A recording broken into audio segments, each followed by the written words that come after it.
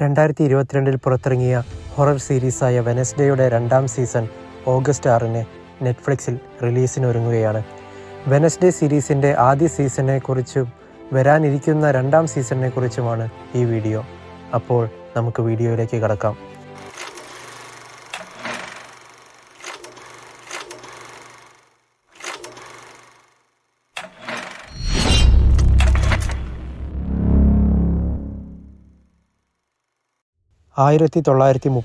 ൽ Charles Adams എന്ന cartoonist സൃഷ്ടിച്ച ഫിക്ഷണൽ സ്റ്റോറിയാണ് ആഡംസ് ഫാമിലി. പിന്നീട് കോമിക്സായും ആനിമേഷൻ സീരീസായും സിനിമയായും ആഡംസ് ഫാമിലി പ്രേക്ഷക പ്രീതി നേടി.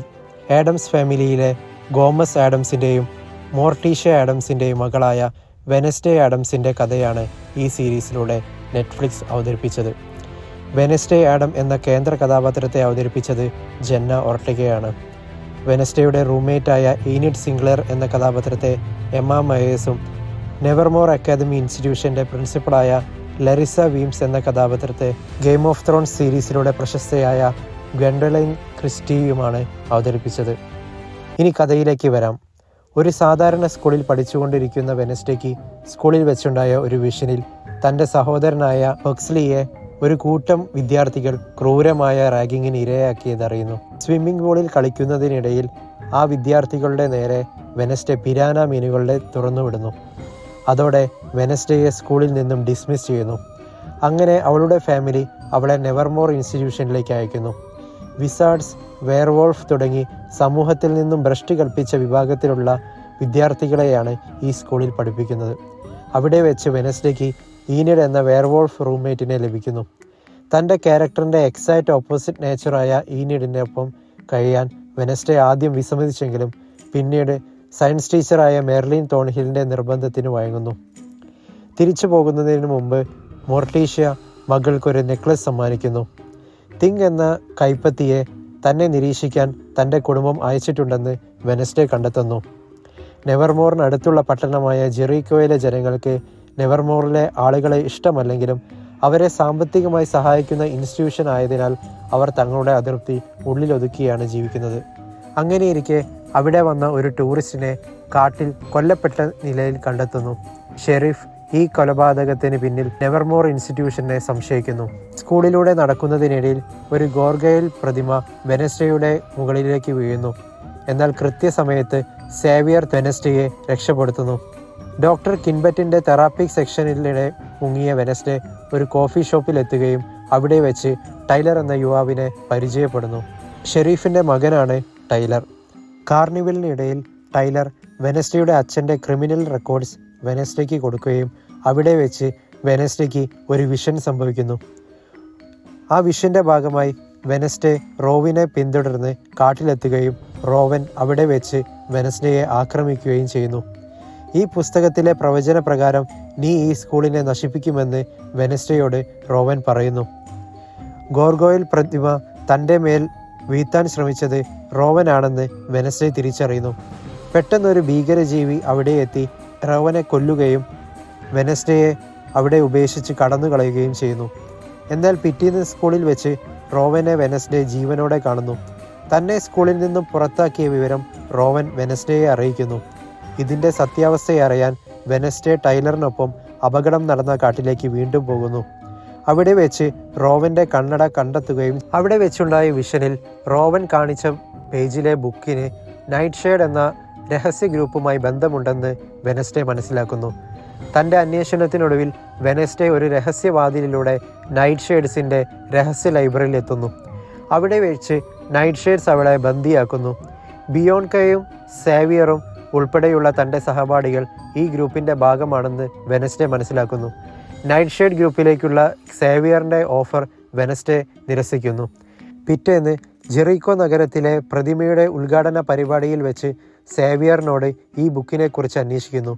ആ ചിത്രത്തിലുള്ളത് ജെറീക്കോ നഗരത്തിൻ്റെ സ്ഥാപകനായ ജോസഫ് ക്രാക്സ്റ്റോൺ ആണെന്ന് സേവിയർ വെനസ്ഡേയോട് പറയുന്നു. ജോസഫ് ക്രാക്സ്റ്റോണിനെ കുറിച്ച് അന്വേഷിക്കുന്നതിനിടയിൽ ബുക്ക് ഓഫ് ഷാഡോസ് എന്ന പുസ്തകം മോഷ്ടിക്കപ്പെട്ടതായി കണ്ടെത്തുകയും ഒരു പെയിൻറ്റിങ്ങിൽ ഒരു പെൺകുട്ടിയെ അസാധാരണമായ രീതിയിൽ കാണപ്പെടുകയും ചെയ്യുന്നു. പെയിൻറ്റിങ്ങിൽ കാണിച്ച കെട്ടിടത്തിലേക്ക് വെനസ്ഡേ എത്തുകയും അവിടെ വെച്ച് അവൾക്ക് വിഷൻ ഉണ്ടാകുന്നു.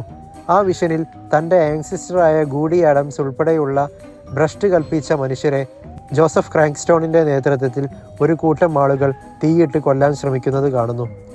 ഗൂഡി ആഡംസ് അതിനിടയിൽ രക്ഷപ്പെടുന്നു. വിഷനിൽ നിന്നും പുറത്തു വന്നപ്പോൾ വെനസ്ഡേ മുമ്പ് കണ്ട ഭീകരജീവിയെ വീണ്ടും കാണുന്നു. അത് കാട്ടിലേക്ക് ഓടിപ്പോകുന്നതിനിടയിൽ കാൽപ്പാടുകൾ പരിശോധിച്ച വെനസ്ഡേ അതൊരു മനുഷ്യൻ ഭീകരജീവിയായി ട്രാൻസ്ഫോം ചെയ്തതാണെന്ന് മനസ്സിലാക്കുന്നു. വെനസ്ഡേയുടെ നിർദ്ദേശപ്രകാരം തിങ് ജോസഫ് ക്രാങ്ക്സ്റ്റോണിൻ്റെ ഉദ്ഘാടനം ചെയ്യാനിരുന്ന പ്രതിമ കത്തിക്കുന്നു. കാട്ടിൽ വെച്ച് നടക്കുന്ന മറ്റൊരു കൊലപാതകത്തിൻ്റെ അന്വേഷണത്തിൽ ഷെരീഫിന് ഭീകരജീവിയുടെ ഫോട്ടോഗ്രാഫ് ലഭിക്കുന്നു. ഭീകരജീവിയുടെ ഇരയായവർക്കെല്ലാം ഒരു ബോഡി പാർട്ട് നഷ്ടമായിട്ടുണ്ടെന്ന് വെനസ്ഡേ കണ്ടെത്തുന്നു. സേവിയറിൻ്റെ ആർട്ട് സ്റ്റുഡിയോ പരിശോധിച്ച വെനസ്ഡേ അവിടെ ഭീകരജീവിയുടെ ചിത്രങ്ങൾ കാണുന്നു. യൂജിനൊപ്പം വെനസ്ഡേ ഗുഹയിൽ നിന്നും ഒരു വലിയ നഖം കണ്ടെത്തുന്നു. ഈ നഖവും സേവിയറിൻ്റെ ആർട്ട് സ്റ്റുഡിയോയിൽ നിന്നും കണ്ടെത്തിയ തുണിയുമായി എന്തെങ്കിലും ബന്ധമുണ്ടെന്ന് പരിശോധിക്കണമെന്ന് വെനസ്ഡേ ഷെരീഫിനെ പറഞ്ഞ് ബോധ്യപ്പെടുത്തുന്നു. വെനസ്ഡേ സ്കൂളിലെ ഡാൻസ് പരിപാടിയിൽ പങ്കെടുക്കുന്നതിനിടെ യൂജിൻ ഗുഹയിലേക്ക് ഒറ്റയ്ക്ക് പോവുകയും അവിടെ വെച്ച് ആരോ ഗുഹ തീയിട്ട് നശിപ്പിക്കുന്നത് കാണുകയും ചെയ്യുന്നു. ജോസഫ് ക്രാങ്ക്സ്റ്റോണിൻ്റെ പ്രതിമ നശിപ്പിച്ചതിന് പ്രതികാരമായി ജെറിക്കോ നഗരത്തിലെ കുട്ടികൾ ഡാൻസ് പരിപാടി അലങ്കോലമാക്കുന്നു. അവിടെ വെച്ചുണ്ടായ വിഷനിൽ യൂജിൻ അപകടത്തിലാണെന്ന് മനസ്സിലാക്കിയ വെനസ്ഡേ കാട്ടിലേക്ക് ഓടുന്നു. ഭീകരജീവിയുടെ ആക്രമണത്തിൽ നിന്നും രക്ഷപ്പെട്ടെങ്കിലും യൂജിൻ കോമ കണ്ടീഷനിലാവുന്നു. പേരൻസ് വീക്കെൻഡ് പരിപാടിയിൽ സ്കൂളിലേക്ക് എത്തിയ തൻ്റെ കുടുംബത്തെയും കൊണ്ട് വെനസ്ഡേ തെറാപ്പി സെക്ഷനിൽ പോകുന്നു. അവിടെ വെച്ച് ഗരറ്റ് ഗേറ്റ്സ് എന്ന യുവാവിൻ്റെ കൊലപാതകത്തിന് വെനസ്ഡേ തൻ്റെ അച്ഛനായ ഗോമസിനെ ചോദ്യം ചെയ്യുന്നു. വെനസ്ഡേയുടെ പെരുമാറ്റത്തിൽ മൊറീഷ്യ ദേഷ്യപ്പെടുന്നു. നെവർമോർ സ്കൂളിൽ വെച്ച് ഷെരീഫ് ഗോമസിനെ അറസ്റ്റ് ചെയ്യുന്നു. ഒടുവിൽ മൊറീഷ്യ താനാണ് ഗരത്തിനെ കൊന്നതെന്ന് വെനസ്ഡേയോട് പറയുന്നു. സ്വയം രക്ഷയ്ക്കാണ് താൻ ഇത് ചെയ്തതെന്നും ഗോമസ് കുറ്റം ഏറ്റെടുക്കുകയാണെന്നും മൊറീഷ്യ വെനസ്ഡേയോട് പറയുന്നു. ഗരത്തിൻ്റെ ശവക്കല്ലറയിൽ പരിശോധിക്കുന്നതിനിടയിൽ ഗരത്തിൻ്റെ ശരീരത്തിൽ വിഷമടങ്ങിയതായി വെനസ്ഡേ കണ്ടെത്തുന്നു. ഇതിനെക്കുറിച്ചറിയാൻ വെനസ്ഡേയും മൊറീഷ്യയും അന്നത്തെ ഷെരീഫും നിലവിൽ ജെറിക്കോയുടെ മേയറുമായ നോബിൾ വാക്കറിനെ കാണുന്നു.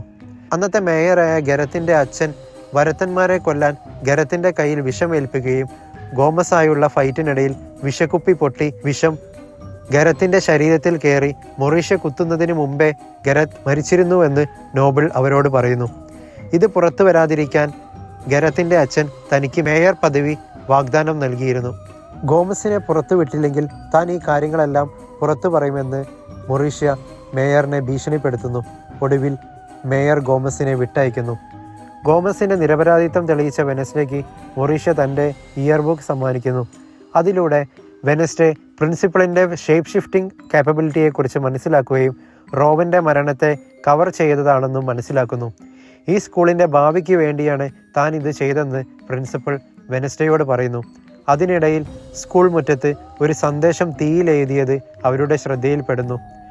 ആ സന്ദേശവുമായി സാമ്യമുള്ള വരികൾ കൊത്തിവെച്ച ഒരു സ്മാരകത്തിൽ വെനസ്ഡേ സ്പർശിക്കുകയും ഒരു വിഷൻ ഉണ്ടാവുകയും ചെയ്യുന്നു. ആ വിഷനിൽ ഗൂഡി ആഡംസ് ഒരു പഴയ ഗേറ്റിലേക്ക് വിരൽ ചൂണ്ടുന്നു. ആ ഗേറ്റിനെ കുറിച്ചറിയാൻ വെനസ്ഡേ മേയറിനെ പിന്തുടരുന്നതിനിടയിൽ മേയർക്ക് ആക്സിഡൻറ്റ് സംഭവിക്കുന്നു. ആ സംഭവത്തിന് ശേഷം സ്കൂളിൽ ലോക്ക്ഡൗൺ പ്രഖ്യാപിക്കുന്നു. എന്നാൽ വെനസ്ഡേ ഈനിഡിനും ടൈലറിനുമൊപ്പം ഗേറ്റ് കടന്ന് ഉപേക്ഷിക്കപ്പെട്ട വീട്ടിലെത്തുകയും അവിടെ നിന്നും മേയറിനെ ഇടിച്ച കാറും ലോറൽ ഗേറ്റിൻ്റെ ആഭരണപ്പെട്ടിയും ഭീകരജീവിയുടെ ആക്രമണത്തിന് ഇരയായവരുടെ നഷ്ടപ്പെട്ട ശരീരഭാഗങ്ങളും കണ്ടെത്തുന്നു. പെട്ടെന്ന് ഭീകരജീവി അവിടെ എത്തുന്നു. അതിനിടയിൽ ടൈലറിന് പരിക്കേൽക്കുകയും ചെയ്യുന്നു. അവിടെ നിന്നും രക്ഷപ്പെട്ട വെനസ്ഡേ ഷെരീഫിനെയും കൂട്ടി തിരിച്ച് ആ സ്ഥലത്തെത്തിയപ്പോഴേക്കും അവിടെ മൊത്തം കാലിയായിരുന്നു. ലോക്ക്ഡൗണിന് പുറത്തിറങ്ങിയതിന് വെനസ്ഡേക്ക് പ്രിൻസിപ്പൽ അവസാന താക്കീത് നൽകുന്നു. ലോറൽ ഗേറ്റ്സിൻ്റെ ആഭരണപ്പെട്ടിയിൽ നിന്നും കണ്ടെത്തിയ ഫോട്ടോഗ്രാഫിൽ നിന്നും തന്നെ ആരൊക്കെയോ നിരീക്ഷിക്കുന്നുണ്ടെന്ന് വെനസ്ഡേ മനസ്സിലാക്കുന്നു. ഇതിനിടയിൽ മേയർ വാക്കറിനെ ഹോസ്പിറ്റലിൽ വെച്ച് ഒരു അജ്ഞാതൻ കൊല്ലുന്നു. പോലീസിൽ നിന്നും ഒളിവിൽ കഴിയുന്ന അങ്കിൾ ഫെസ്റ്റർ വെനസ്ഡേയെ കാണാനെത്തുന്നു. ഈ ഭീകരജീവി ഹൈഡാണെന്ന് ഫെസ്റ്റർ തിരിച്ചറിയുകയും അതിനെക്കുറിച്ച് കൂടുതൽ രേഖപ്പെടുത്തിയ നെവർമോർ സ്ഥാപകനായ നഥാനിയൽ ഫോക്നറിൻ്റെ ബുക്ക് വെനസ്ഡേക്ക് കൊടുക്കുകയും ചെയ്യുന്നു. ഈ ഭീകരജീവിയെ ഒരു മാസ്റ്റർ കൺട്രോൾ ചെയ്യുകയാണെന്ന് വെനസ്ഡേ മനസ്സിലാക്കുന്നു. തിരികെ റൂമിലെത്തിയ വെനസ്ഡേ തൻ്റെ മുറിയിൽ ആരോ അതിക്രമിച്ചു കയറിയിട്ടുണ്ടെന്ന് മനസ്സിലാക്കുന്നു. അതിനിടയിൽ പരിക്കേറ്റ തിങ്ങിനെ അങ്കിൾ ഫെസ്റ്റർ രക്ഷിക്കുന്നു. മരിക്കുന്നതിന് മുമ്പ് മേയർ ലോറൽ ഗേറ്റിനെ കുറിച്ച് എന്തോ അന്വേഷിക്കുകയാണെന്ന് വെനസ്ഡേ മനസ്സിലാക്കുന്നു. ലോറൽ തൻ്റെ മരണം ഫേക്ക് ചെയ്തതാണെന്ന് വെനസ്ഡേക്ക് മനസ്സിലാവുന്നു. വെനസ്ഡേ തൻ്റെ തെറാപ്പിസ്റ്റാണ് ലോറൽ എന്ന് സംശയിക്കുന്നു. എന്നാൽ തെറാപ്പിസ്റ്റിനെ പിന്നീട് ഭീകരജീവി കൊലപ്പെടുത്തുന്നു. സേവിയർ ആണ് ഭീകരജീവിയെന്ന് കണ്ടെത്തി വെനസ്ഡേ സേവിയറിനെ പോലീസിൽ ഏൽപ്പിക്കുന്നു. പിന്നീട് കോഫി ഷോപ്പിലെത്തിയ വെനസ്ഡേ ടൈലറിനെ ചുംബിക്കുകയും പുതിയൊരു വിഷൻ ഉണ്ടാവുകയും ചെയ്യുന്നു. ആ വിഷനിൽ ടൈലറാണ് ഭീകരജീവി എന്ന സത്യം വെനസ്ഡേ തിരിച്ചറിയുന്നു. നൈറ്റ് ഷെയ്ഡ് ഗ്രൂപ്പിൻ്റെ സഹായത്തോടെ വെനസ്ഡേ ടൈലറിനെ ബന്ദിയാക്കി ചോദ്യം ചെയ്യുന്നു. എന്നാൽ ഷെരീഫ് വന്ന് തൻ്റെ മകനെ മോചിപ്പിക്കുന്നു. ഇതിനിടയിൽ ടൈലർ ഇനിയും ഇവിടെ അപകടങ്ങൾ വരാനുണ്ടെന്ന് വെനസ്ഡേയോട് പറയുന്നു. ലോക്ക്ഡൗൺ വാർണിംഗ് ലംഘിച്ച വെനസ്ഡേയെ സ്കൂളിൽ നിന്നും പുറത്താക്കുന്നു. ഇതിനിടയിൽ കോമയിൽ നിന്നും ബോധം വന്ന് യൂജീനെ വെനസ്ഡേ സന്ദർശിക്കുന്നു. എന്നാൽ ഒരു ചുവന്ന ബൂട്ട് കണ്ടത് മാത്രമേ യൂജീന് ഓർമ്മയുണ്ടായിരുന്നുള്ളൂ. ചുവന്ന ബൂട്ട് ധരിക്കാറുള്ള മിസ് തോൺഹില്ലാണ് ലോറൽ എന്ന് വെനസ്ഡേ മനസ്സിലാക്കുന്നു. പ്രിൻസിപ്പൽ വീംസിനെ വിഷം കുത്തിവെച്ച ശേഷം വെനസ്ഡേയെ അടിച്ച് ബോധം കെടുത്തി ലോറൽ കിഡ്നാപ്പ് ചെയ്യുന്നു. ബുക്ക് ഓഫ് ഷേഡോസ് ഉപയോഗിച്ച് ജോസഫ് ക്രാക്സ്റ്റോണിൻ്റെ ആത്മാവിനെ പുറത്തു കൊണ്ടുവരികയാണ് ലോറലിൻ്റെ ലക്ഷ്യമെന്ന് വെനസ്ഡേ തിരിച്ചറിയുന്നു. വെനസ്ഡേയുടെ രക്തം ഉപയോഗിച്ച് ലോറൽ ജോസഫ് ക്രാക്സ്റ്റോണിൻ്റെ ആത്മാവിനെ മോചിപ്പിക്കുകയും ജോസഫ് വെനസ്ഡേയെ കുത്തി പരിക്കേൽപ്പിക്കുകയും ചെയ്യുന്നു. മൊറീഷ്യ നൽകിയ നെക്ലസിൻ്റെ മാന്ത്രിക ശക്തി കൊണ്ട് ഗൂഡി വെനസ്ഡേയെ രക്ഷിക്കുന്നു. കാട്ടിൽ വെച്ച് ടൈലറിന് മുമ്പിൽ അകപ്പെട്ട വെനസ്ഡേയെ ഈനിഡ് വെയർവോൾഫ് രൂപത്തിൽ വന്ന് രക്ഷിക്കുന്നു. ലോറലും ജോസഫ് ക്രാക്സ്റ്റോണും നെവർമോർ സ്കൂൾ നശിപ്പിക്കാനെത്തുന്നു. അവിടെ വെച്ച് വെനസ്ഡേ ക്രാക്സ്റ്റോണിനെ കുത്തിക്കൊല്ലുന്നു. ലോറലിനെ തൻ്റെ തേനീച്ചക്കൂട്ടം ഉപയോഗിച്ച് യൂജിൻ കീഴടക്കുന്നു. ജയിൽ മോചിതനായ സേവിയർ വെനസ്ഡേക്ക് ഒരു ഫോൺ സമ്മാനമായി നൽകുന്നു. തിരിച്ച് വീട്ടിലേക്ക് പോകുന്നതിനിടയിൽ വെനസ്ഡേയുടെ ഫോണിലേക്ക് ഒരു സന്ദേശം വരുന്നു. കസ്റ്റഡിയിലുള്ള ടൈലർ ഭീകരജീവിയായി ട്രാൻസ്ഫോം ചെയ്യുന്നിടത്ത് ആദ്യ സീസൺ അവസാനിക്കുന്നു. രണ്ടാം സീസണിൻ്റെ ട്രെയിലറിൽ നെവർമോറിൽ നടക്കുന്ന പുതിയ കൊലപാതകങ്ങളെക്കുറിച്ചാണ് പറയുന്നത്. ആദ്യ ഭാഗത്തിലെ ഹൈഡ് എന്ന ഭീകരജീവിയെയും ഇതിൽ കാണിക്കുന്നുണ്ട്. 2 ഭാഗങ്ങളായി പുറത്തിറങ്ങുന്ന സീസൺ 2വിൻ്റെ ആദ്യ ഭാഗം ഓഗസ്റ്റ് 6-നും രണ്ടാം ഭാഗം സെപ്റ്റംബർ 3-നുമാണ് റിലീസ് ചെയ്യുന്നത്. എന്തൊക്കെയാണ് വെനസ്ഡേയുടെ പുതിയ സീസണിനെ കുറിച്ച് നിങ്ങളുടെ പ്രതീക്ഷകൾ കമൻറ്റിൽ രേഖപ്പെടുത്തുമല്ലോ. മറ്റൊരു വീഡിയോയുമായി മറ്റൊരു ദിവസം കാണുന്നത് വരെ ഇറ്റ്സ് മീ മല്ലു സിനിഫൈൽ.